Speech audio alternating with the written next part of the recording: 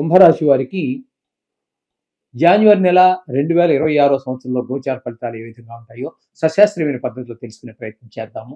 ఇందులో నా కవిత్వం కానీ, నా కల్పనలు కానీ ఏమీ ఉండవు. 100కి 100 పాళ్ళు శాస్త్రం చెప్పిందే. మీరు శాస్త్ర ప్రకారం చెప్పిందే కావాలనుకుంటే మా ఛానల్ తప్పకుండా చూడండి. అలాగే మీ వ్యక్తిగత జాతకం కూడా రాయించుకోవచ్చు మా చేత. దాని ప్రభావం 75 నుంచి 80% ఉంటుంది. ఈ గోచార ఫలితాలు కేవలము 10 నుంచి 15% ఉంటాయి. అవి నిష్ణాతులైన వారు చెబితే. కాబట్టి వ్యక్తిగత జాతకం రాయించుకునే ప్రయత్నం చేయండి. మా నెంబర్ కావాలంటే కింద స్క్రోల్ అవుతోంది చూడండి. ఇక్కడ ముఖ్యంగా ఈ కుంభరాశి వారికి జన్మంలోనే రాహుగ్రహ సంచారం. జన్మంలోనే రాహుగ్రహ సంచారం అనేటప్పటికీ చాలా చాలా చెడు ఆలోచనలు, చాలా చెడు బుద్ధులు, చెడు అలవాట్లు ఇదివరకు ఎప్పుడో మనం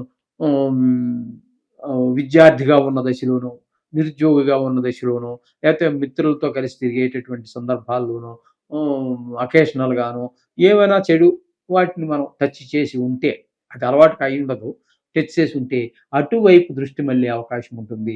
అలాగే జన్మంలో రాహు ఉన్నప్పుడు కామ, క్రోధ, లోభ, మోహ, మదమాశ్చర్యాలన్నీ విజృంభిస్తూ ఉంటాయి.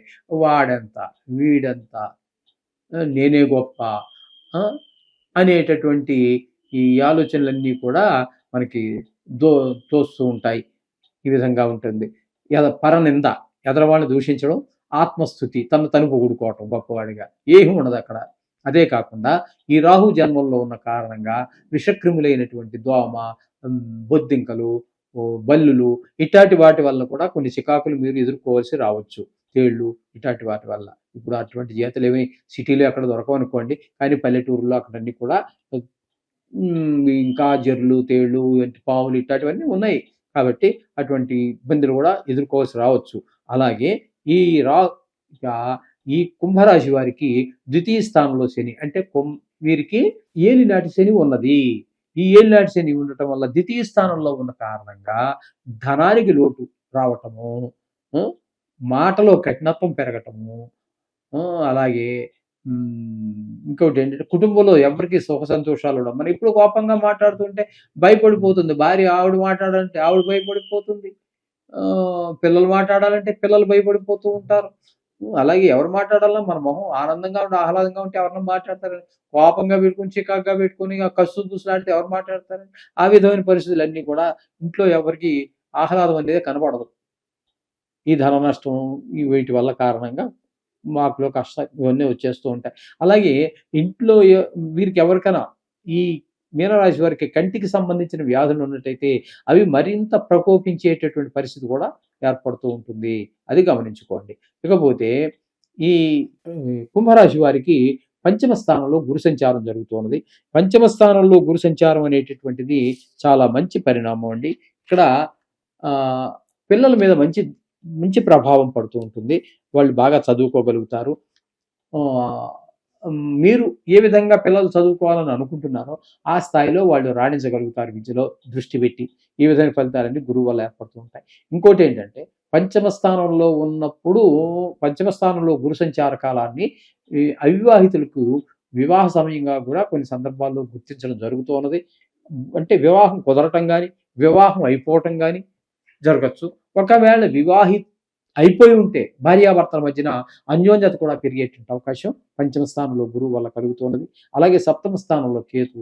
ఈ సప్తమ స్థానంలో కేతు వల్ల జరిగేది ఏంటంటే భాగస్వామ్యంలో వ్యాపారం ఎవరైనా 2, 3, 4, 5, 10 మందో కలిసి వ్యాపారం చేస్తున్నారనుకోండి, వాళ్ళ మధ్యన ఏకాభిప్రాయం లేకపోవటం ఒక కారణము. అదే కాకుండా భార్యాభర్తల మధ్యన కూడా కొంచెం పెడమొహంగా ఉండేటటువంటి పరిస్థితులన్నీ కూడా ఈ కేతు సప్తమ స్థాన సంచారం వల్ల కలుగుతూ ఉంటాయి. ఈ విధమైనటువంటి ఫలితాలన్నీ కూడా మనము ఈ కుంభరాశి వారికి చెప్పుకోవాలి. ముఖ్యంగా చెప్పుకోవాలి అన్నట్టయితే ఇక్కడ పూర్తిగా వీళ్ళకి అనుకూలమైన ఫలితాలు ఇచ్చేటటువంటి గ్రహం శుక్రగ్రహం పూర్తిగా అనుకూలమైన ఫలితాలు ఇస్తోంది. రవి కొద్దిగా ఒక 14 రోజుల పాటు ఇస్తూ ఉన్నారు. అలాగే కుజుడు 15 రోజుల పాటు, బుధుడు 17 రోజుల పాటు పాక్షికంగా మాత్రమే 3 గ్రహాలు అనుకూలంగా ఉన్నాయి. ఎక్కువ దీర్ఘకాలంగా ఉండేటటువంటి వాటిల్లో గురువు మాత్రం అనుకూలమైనటువంటి ఫలితాన్ని ఇస్తూ ఉన్నారు. ఇది గమనించుకోండి. గురువు ఒకటి మాత్రం మీకు అనుకూలమైనటువంటి ఫలితాన్ని ఇస్తున్నాడు. శుక్రుడు ఒకడు అంటే ఆ, శుక్రుడు 2 రాసుల్లో దీర్ఘకాలం ఉండేటటువంటి గ్రహం కాదు. కాబట్టి ఆ విధమైన ఫలితాలన్నీ కూడా ఉన్నాయి. మిగతా గ్రహాల గురించి మీరు రోజు మనం చేసుకునేటటువంటి ఆ నిత్యం చేసుకునేటటువంటి ఛానల్లో చూసుకోండి. అలాగే ముఖ్యంగా వీరు మరి 1, 2 గ్రహాలు ఉంటాయనుకోండి. జన్మల్లో శని బాగలేడు, రాహు ఏమో ఏ స్థానంలో బాగలేడు. అంచేత ఆ 2 గ్రహాలకి తప్పకుండా మీరు చేసుకున్నట్టయితే మనకి అలాగే గురువు కూడా చతుర్థ స్థానంలో ఉన్న కారణంగా ఆ 3 గ్రహాలు బాగాలేవు. వాటికి మీరు ఏదైనా జపం చేసుకుంటూ వీలైతే ఒక నెల రోజులు మీరు పర్వాలేదు బాగానే ఉంది, మిగతా జాతకరీత్యా బాగుండి ఉంటే పర్వాలేదు, జాతకరీత్యా కూడా ఇబ్బందులు ఉన్నట్టయితే 3 గ్రహాలకి ఏదో మినువులు, శనగలు, నువ్వులు కాస్త దానం ఇచ్చేసుకోండి, సరిపోతుంది. 31వ తారీఖున వచ్చేటటువంటి శని త్రయోదశి రోజు మాత్రం తప్పకుండా మీరు తైలాభిషేకం కానీ నువ్వుల దానం కానీ చేసుకోండి. అలాగే రవి సూర్య భగవానుడు ఎవరికైతే బాగలేడో, ఇప్పుడు మనం చెప్పుకున్నటువంటి 12 రాసుల వారికి కూడా ఎవరికైనా సూర్యుడు కనుక బాగలేకపోతే 25వ తారీఖున రథసప్తమి వస్తోందండి. ఈ రథసప్తమి రోజున ఆ సూర్య భగవానికి దర్శనం చేసుకోండి. నవగ్రహాల్లో కూడా మనం అక్కడ సూర్యుడు మధ్యలో ఉంటాడు, అక్కడ ఆయన దర్శనం చేసుకోండి. మీకు చేతనైతే ఆదిత్య హృదయం చదువుకోండి, నోటికి రాకపోయినా పుస్తకం చూసి చదువుకోండి. సూర్యుడికి సంబంధించి అనేక రకాలైనటువంటి ఉన్నాయి. సూర్యాష్టకం ఉంది, ఎలా ఏదైతే చాలా ఉన్నాయి. అవన్నీ కూడా ఏదైనా చదువుకున్నప్పటికీ కూడా మీకు విశేషమైన ఫలితం కలుగుతుంది. మిగతా అన్ని ఈ నవగ్రహాలకి రాజు కాబట్టి ఆయన ప్రభావం మిగతా గ్రహాలన్నిటి మీద కూడా ఉంటుంది.